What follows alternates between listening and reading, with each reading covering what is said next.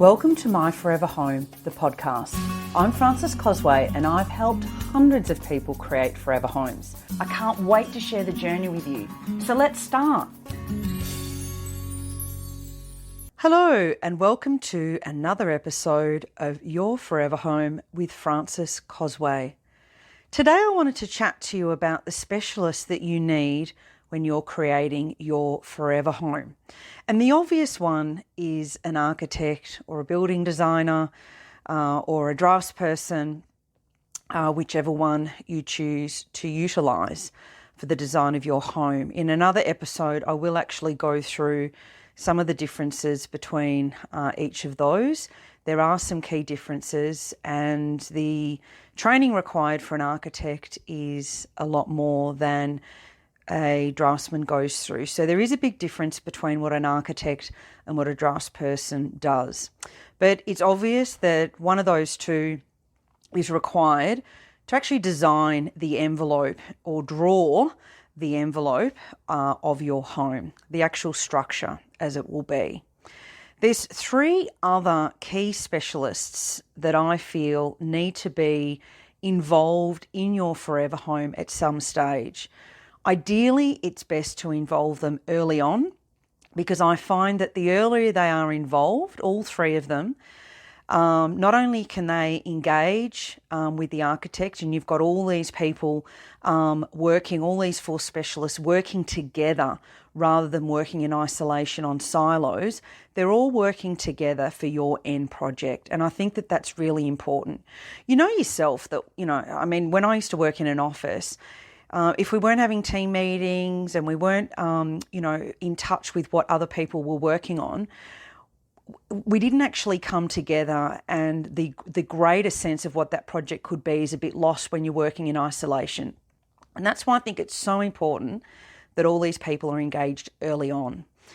Now, an architect does do the structure of the building, looking at the external treatments, the external materials, and obviously they're doing the floor plan. And some people will actually do the floor plan themselves. They'll start sketching it out and they might get a draftsperson to draw that up for them. And an architect is trained with more of a designer. They're able to look at things very differently than what a draftsman does. So you may actually go to an architect and get their trained eye to be able to solve the solution for you in terms of how this home has to serve you, how many rooms it may have, and how these rooms can be multifunctional. Now, the next person I wanted to speak about was a landscaper, and all too often I see landscapers involved at the end of a project. I've actually done quite a few workshops with a landscaper when we're talking about some of the key things you need to consider when you're creating your forever home up front. And the reason people get a landscaper involved at the end of the project is, one, I don't think they really understand how much they can provide in the integration, from a solution perspective, the integration of the inside and the outside. And particularly in Australia, we have such an amazing climate, and our lifestyle is very much around that indoor-outdoor lifestyle. And so it makes sense that the landscaper is involved early on, so that flow to the outdoors and the way the outdoors is in tune and relates to the indoors is then tackled early on. But the reason I think people get them involved later is because they feel that they don't have the budget to be able to do the landscaping, or they just feel it's an oversight, or they don't really understand the value that a landscaper is going to provide early on in the project. Now, some of the reasons or some of the things that I've seen over the years in terms of having a landscaper involved or not involved early on, some of the key things that come up for me are, you can get the landscape plan done. So you can engage a landscaper early on. They look at the floor plans and they're relating the outdoors with that floor plan. Where are the entrances and so forth into the home from the outdoors? And how is that all going to work together? So it means that you're looking at the site as a whole. You're not just looking at the home. And I think that it's really important as part of your entire home and the lifestyle that it's going to create for you, both indoors and outdoors, that is looked at as a whole. So they're able to make a plan And the great thing about this, particularly if you are conscious about the budget, is you don't necessarily need to have that plan executed until after you move in, or you may decide to do some elements yourself, or you may stage it. And so just because you've got a landscaping plan, it doesn't mean that you have to have the money for that up front, to execute on it straight away. So you pay your landscaper to do the plan, and then you've got the flexibility as to when you need the plan executed. So what that means, though, is that the home and the site, so all your garden area and everything else, is actually then considered early on. Really, really important. You know what the greater goal is, you know what you're working towards. And it may end up that you do some of that yourself. Now, what I have seen when people haven't engaged a landscaper early on is access to the back garden is very limited because the house has been built. So, for example, if you wanted to have a pool installed, it's best to do that before the house is actually built. And if it's not, then it may be that the access is very restricted. It's going to cost you a lot more to get that done afterwards because you're paying, for different types of machinery to come in. So, that's something else that needs to be considered in terms of what ideally would need to be executed on before we actually start the structure of the home. And that is, again, where a landscaper is going to be able to direct you. Is there going to be an impact if the building structure is already there before you need to do certain things that you want to do in the rear garden? And look, the pool and also an underground tank are going to have big impacts and are not going to be done as easily if there's already a home and a structure there. The other thing that I've seen by getting a landscaper involved early on is just how they're looking at the floor plans, and they may actually make suggestions, which may also occur from an interior designer around, well, how about we make a door there and I can create a courtyard here? Or how about we change the door from this side to the other side and then I can do this, this and this. So they're looking at it with a different set of eyes. And I think that's something to consider across all the specialists. They're all trained in different areas and they're all going to provide experience and added value along the way. But when you're joining that all together, then you're getting, masses of additional information and additional advice and recommendations about the sort of direction that you should be going down. So they're bringing their own piece of expertise to your overall master plan effectively. So I think it's really important that landscaper is involved early on for just some of the reasons that I've talked about. There's even been instances that I've seen that floor plans have actually changed once the landscaper's been involved because they were able to, come up with solutions for the garden that, the architect's not focused on that. The architect's focused on their area of specialisation, which is, the building structure. And so, yes, the architect may have ideas about the pool, but the landscaper, as that's their area of expertise, is going to have a completely different set of ideas. So I've seen it many, many times that once the landscape is involved, it does put another set of expert eyes over it and it may actually change the direction that you thought you may be going down with regards to your garden.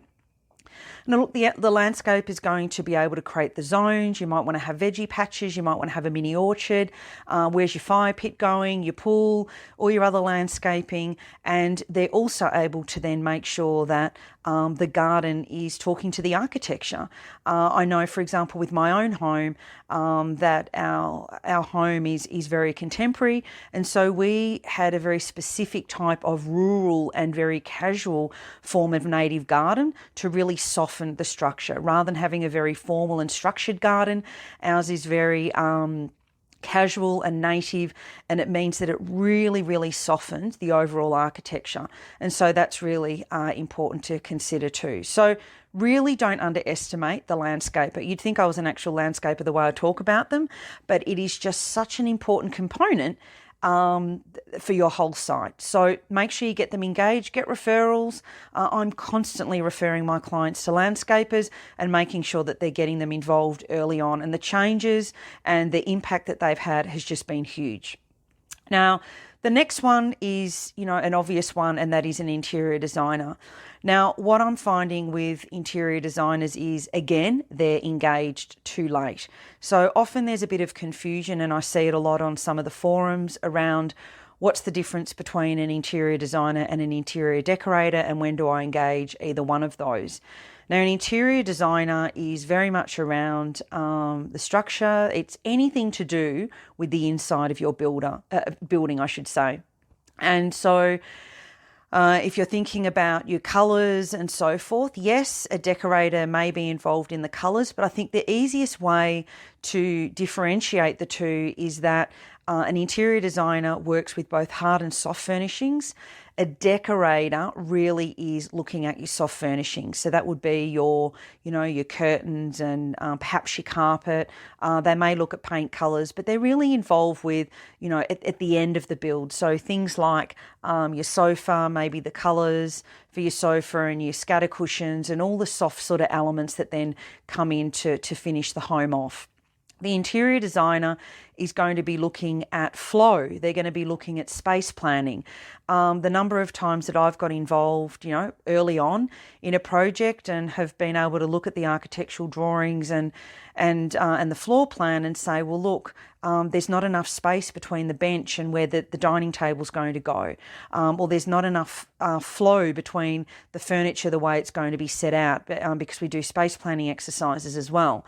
So the interior designer is really looking at all the elements inside. So flow and space planning, all the materials, fittings and fixtures. They get involved in lighting design and specification. They get involved in the flow, window coverings and making sure that everything's been allowed for early on, particularly if you're going to have recessed pelmets or any of those sorts of things, external blinds that may be recommended so that they're all done at framing stage as well. And they will be looking at the windows too. And it's interesting because recently I've been engaged a lot more with regards to windows and the impact that that's going to have on the inside. And it's music to my ears when someone calls me and said, look, we really need an interior designer to look at our windows because we know it's going to look great from the outside, but how's it going to work on the inside? And that's exactly what I want people to be thinking about is, yes, it all forms part of the architecture and they serve a purpose and they bring the outside in and you can look at your views and your garden and everything else, but how do they relate to what's going on the inside? And so that's something else that an interior designer will be looking at. And of course, there are the obvious things like colours and, and joinery design. So how's your kitchen going to be designed and your vanities and any other joinery and cabinetry that's going to be utilised throughout the home?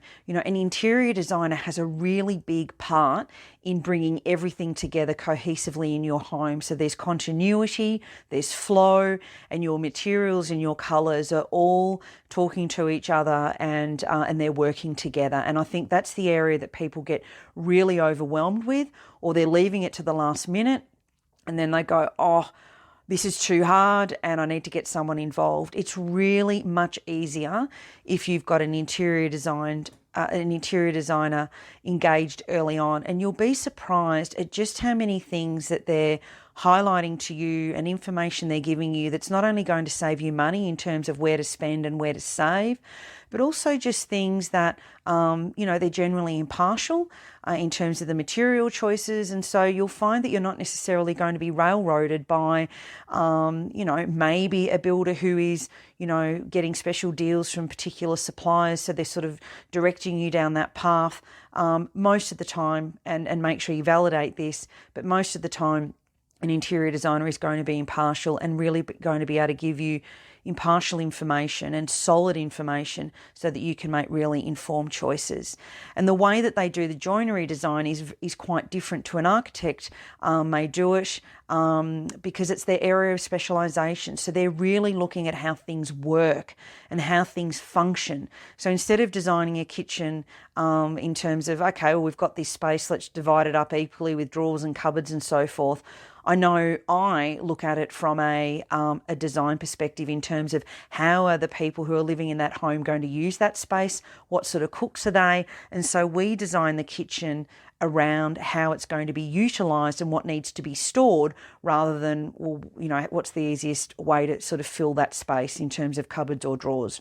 So it's best to get them involved early so that things are not missed. The amount of times that I've been called at the end of a build, can you come and do my window treatments? Sure, I can, but there's going to be quite a few tricks that are missed because it's been engaged later or been engaged too late. Another one that I see happen a lot is lighting that has not been devised or not been thought about at floor plan stage. And so you don't have outlets where you need them, and also things like motorised blinds. They're often forgotten about, and then you're putting holes in walls or it's just not possible anymore. So really the key is to make sure that you're not retrofitting when you don't need to, and also that you're not missing out on something that actually can't even be retrofitted afterwards anyway. And one of those would be recessed pelmets. You get one crack at that, and if you're not looking at that at floor plan stage, you'll miss the boat. So the very last one I wanted to talk about was a sustainability expert. And again, recently I've been called and I've been told that this particular client is going to use a sustainability expert, and again, music to my ears. Now, sometimes these people get confused with being an energy rater, i.e. they're going to rate your home for your Energy Star rating, the NATERS star rating, and a sustainability expert is not that. That's a very specific type of role, the people that do the NATERS rating, and they may actually just work at the architectural firm and they'll go off and do the energy calculation for your building.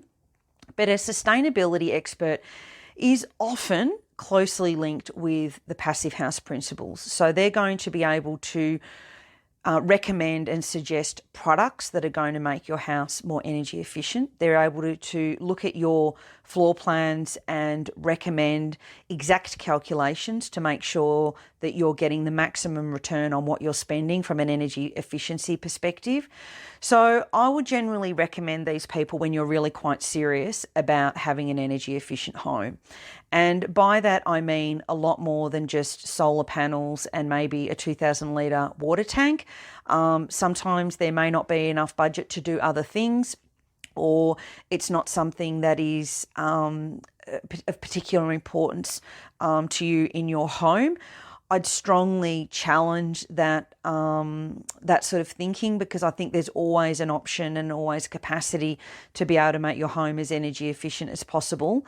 And so, but if you are really serious about maximising as much as you can, and also maybe trying to incorporate as many of the passive house principles as you can, and that will also be another podcast where I talk about the difference between passive house and passive solar design, then it's definitely worthwhile getting sustainability expert involved, because they are definitely going to be able to give you all the information you need to a precise calculation for your specific floor plan around what you need to do. How far do you need to go with your insulation?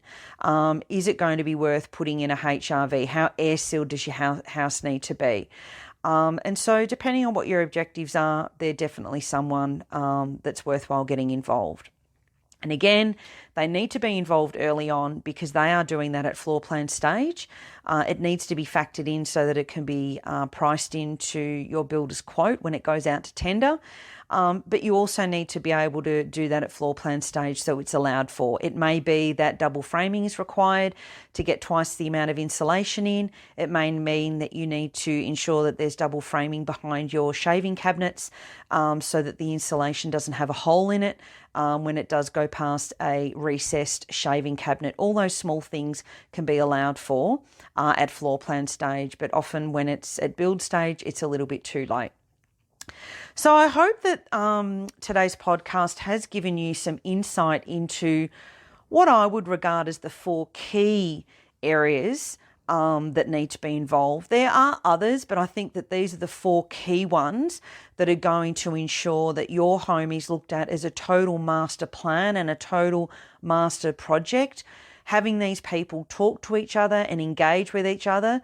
The other very obvious one is a builder, but these four are really around your design, and that all then gets fed into the builder. You will have heard me talk previously around having the builder engaged early on, so that they can be involved from a quoting perspective. They can help save you money. So they would be also part of this group, but these are part of your design group. And I think that from a design perspective, these four are really, really important to make sure that everything comes cohesively together. And I'm often meeting with these groups, these core people in, team meetings effectively with the owners and also with the builder. And we're having roundtable discussions around the master plan for the forever home, rather than the homeowner talking individually to all these people in silos. They're all coming together as a team, and you'll find that all of them are really happy to talk to each other, because they're all bringing different expertise to the table that everyone really respects and wants to utilise for the best outcome for the project.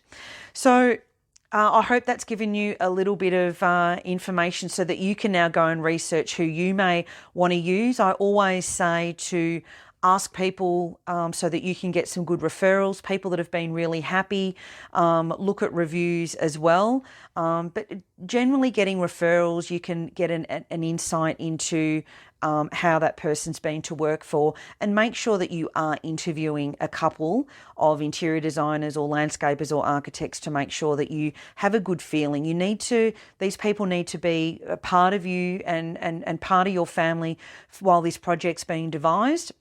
And bringing it all together. So you need to find that you get along well with them and that they understand you and that they're on your wavelength. So I think it's really important to interview them as well. So they might have amazing photos on Instagram, but it's not just about that. It's making sure that they really understand what your goals are and what you're trying to achieve with your home.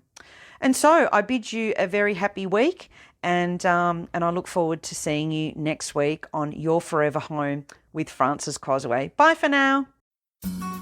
Thank you so much for listening to this episode of My Forever Home.